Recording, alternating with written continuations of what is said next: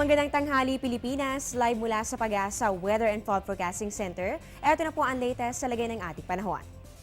Dahil po sa umiiral na northeast monsoon o yun po yung hanging amihan, unti-unti pa rin po nating naitatala sa Pag-asa ang mababang temperatura dito po yan sa ating bansa. Kaugnay nga po nito ayon po sa mga tala ng Pag-asa, ang pinakamalamig na panahon ay naramdaman kahapon sa bahagi po yan ng Luzon.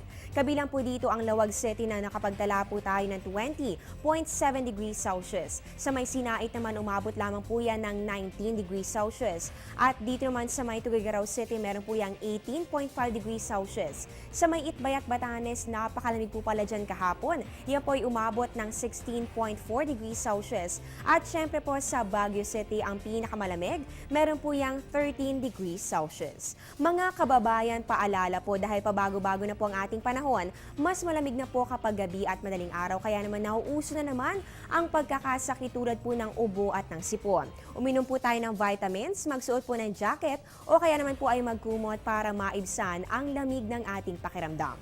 At ilang araw na lamang po ay Pasko na. Nagtataka ba kayo kung bakit walang snow dito sa ating bansa? Mamaya alamin po natin yan, magbabalik kami matapos ang isang paalala. Teng, ang package. Ma'am, sabi ng Air 21 on the road na. Ano, Teng? Ang package. Ma'am, sabi ng Air 21 na receive na. Okay, very good. Basta padala, sagot ka ng Air 21. May real-time delivery updates via text para worry-free ka. Teng, ang package, napadala mo na? Yes, ma'am, sa Air 21. Sa Air 21, sagot ko, padala mo. Sa ibang bansa, ramdam na talaga ang Pasko dahil po yan sa snow. Pero bakit nga ba walang niebe dito sa Pilipinas? Ito po ang napapanahong kaalaman.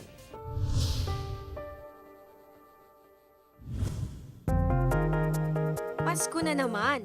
Bagamat malamig na ang simoy ng hangin, ang iba nang hihinayang na hindi nararanasan ang snow sa ating bansa. Ito'y dahil ang Pilipinas ay malapit sa equatorial belt ng mundo.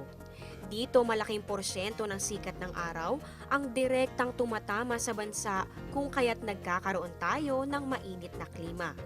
Sa isang tropical climate na tulad ng sa atin, tag-araw at tag-ulan lang ang nararanasan.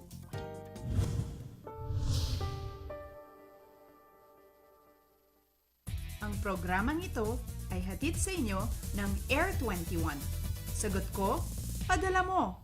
Bago po ako magpaalam, as of 11 a.m. kanina, ayon po sa official Facebook page ni Governor Joey Sarte Salceda. Dahil po sa malakas at tuloy-tuloy na pag-ulan, suspendido po ang lahat ng klase. Sa lahat ng antas, dyan po yan sa Albay. Para po sa iba pang mga detalye, tumutok lamang po dito sa Telebisyon ng Bayan at syempre po, dito pa rin po yan sa Panahon TV. At yan po ang latest mula dito sa Pag-asa. Abangan niyo po ang susunod na ulat panahon ng ating weather girl na si April Anerio. Mamaya po yan sa News at 1, dito pa rin po yan sa Telebisyon ng Bayan. Ako po ang inyong weather lover, Amor La Rosa, na nagsasabing ang taong handa at may nahon, kayang lagpasan ang hamon ng panahon. Magandang tanghali po sa inyong lahat. Mag-ingat po kayo.